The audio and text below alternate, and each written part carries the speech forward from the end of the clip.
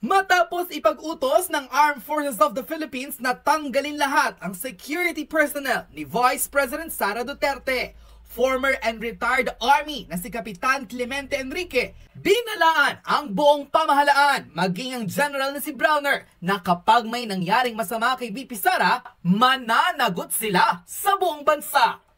Ito ang naging diretsang babala ni Kapitan Dado o mas kilala bilang retired Army Clemente Enrique nang lumabas at makumpirma na tinanggal na lahat ang mga security personnel ni Vice President Sara Duterte. Kasunod ito ng kanyang revelasyon na minsan ang pinagtaangkaan ang kanyang buhay. Ayon sa breaking news, tinanggal ang mga VP-SPG na nakasign kay Vice President Sara Duterte at pinalitan nito ng 24 na bagong pulis na hindi raw kilala ng Vice Presidente na maaaring magdulot ng kapahamakan sa kanyang buhay.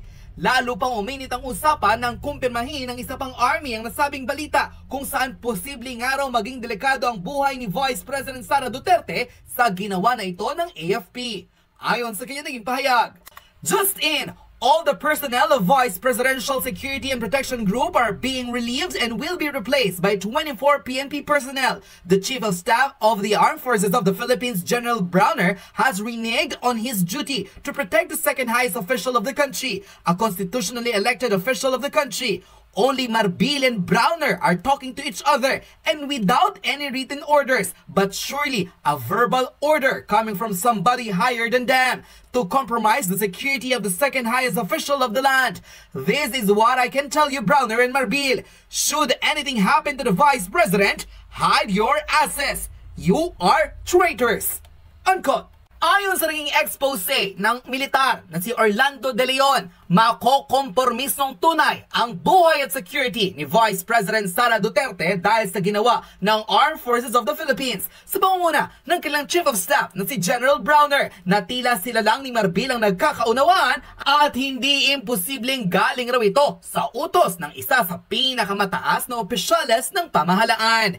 Ayon mismo sa nasabing sundalo, kapag raw ginawa nila ang hindi kaaya-aya kay Vice President Sara Duterte, malilintikan raw sila sa taong bayan at tiyak magdadanak ng dugo at maghahalo na raw ang balat sa tinalupan.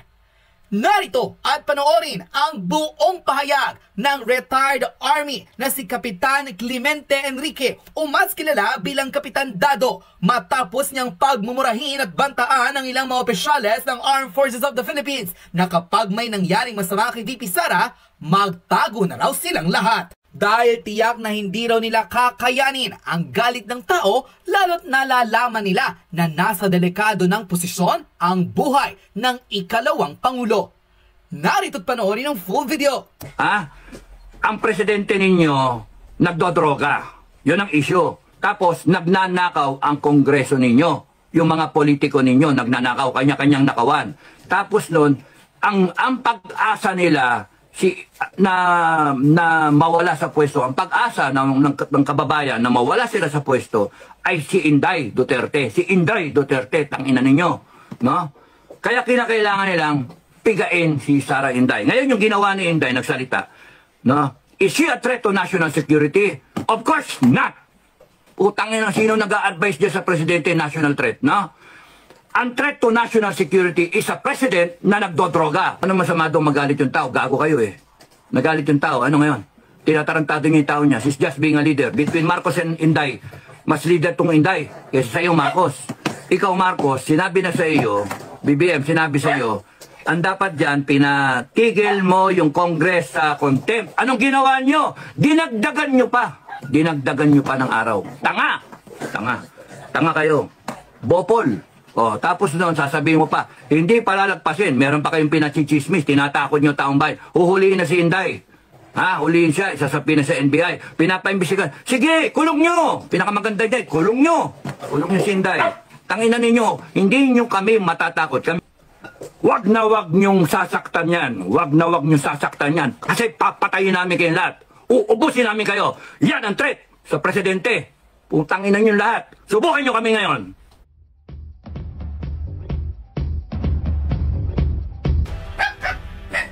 Okay, Yung statement ni Inday, minura-mura ang presidente, minura-murang ano, tapos ano, gigil na yung tao.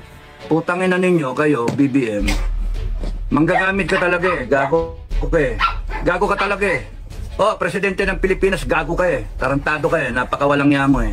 Sa totoo lang. Sa mga maka-BBM, sorry ha, pero gago talaga yung BBM na yan eh. Kita ninyo ha, ang dami problema ng Pilipinas. Hindi siya nagpapakita. Biglang minura siya ni Inday. Biglang lumabas ang gago. Tapos hindi niya, sabi niya, hindi niya papalakpasin yan. Utangin na ka, gago. Hindi mo palalakpasin. Tarantado ka pala eh. Ikaw nga ang dahilan ng lahat ng ito eh. Mapadrag test ka na muna, gago. Padrag test ka, gago. Nayupa ka. Tangina mo, kaya nagkahaganito yung bansa dahil sa iyo eh. Binoto ka namin. Pag mamalaki mo pa yung boto mo, gago. Tangina mo. Mahalagi yung boto mo. Eh, paano yung boto ng isa? Boto ng vice president mo, mas marami yung boto yon. Gago. Tangina mo. Sorry. Mga kapitbahay ko, mano.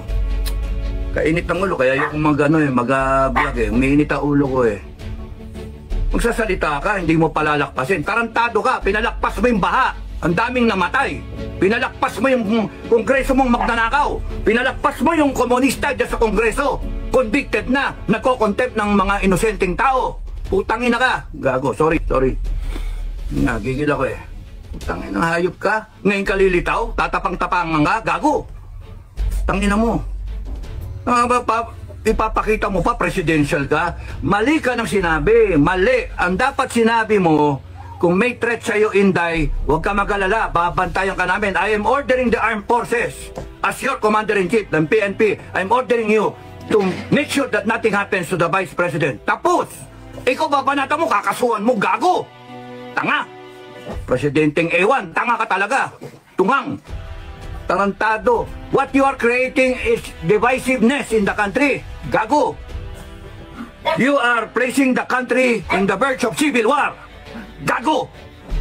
Ina mo, tanga! Utang ina nyo, hayop kayo. Kayong mga nasa kongreso, isa pa kayo, gago kayo. Okay, pasamahin kayo lahat sa akin eh.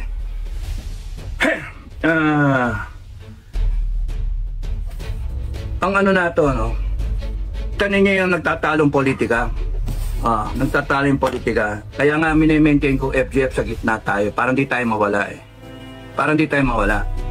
Hanggang walang hudyat, mga ka-FGF, we want to be in the cooler side na nag-iisip, no? Mga Pilipino na nag-iisip. Kasi pagka sumausaw ka dyan, mawala ka eh. Galit na eh. Galit. Ako galit na galit ako pero kinokontrol ko. Di ko nadidinig yung usapan namin ni Bukay, ni Commander Metran. Galit na galit ako. Kung nadidinig na yung usapan ko sa ibang commander, galit na galit ako. Natatawa nga sila eh. Gigil na gigil ako eh. Pero kinokontrol. Kinokontrol namin, galit namin. That's courage. Courage is not just plain na tapang. That's stupidity. Plain tapang, that's stupidity. The courage is the ability to control yourself. Control your fear, control everything. And perform the mission. That's courage. Yung you do the right things. Yung properly, hindi yung ganyan. Ayan na. Putang inang yan. Magano na, magkalsada na tayo. Tangin ng gago. Magkakalsada ka, bakit galit ba kayo sa EDSA? Galit kayo sa EDSA? Galit kayo kay Mama Mary? Doon kayo magano, doon nyo dinay-direct yung tao. EDSA. Ba't hindi sa Kongreso? Doon kayo galit eh. Yun yung tanong ko eh, bakit hindi sa Kongreso? No? Ba't hindi sa Kongreso? Nandun yung ano eh. Tapos veterans, punta kayo, support kayo kay Inday, doon kayo magsalita-salita. Ng puta. O sige, veteran. Because you are thinking na ang focal point mo is yung personalities eh. Why not make the focal point yung issue at hand? Yung issue.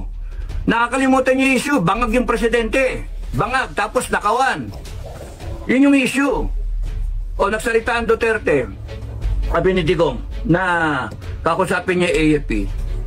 No? Kakusapin niya AFP. Tapos nun eh, inaano niya, binabalik niya doon sa mga pera-pera.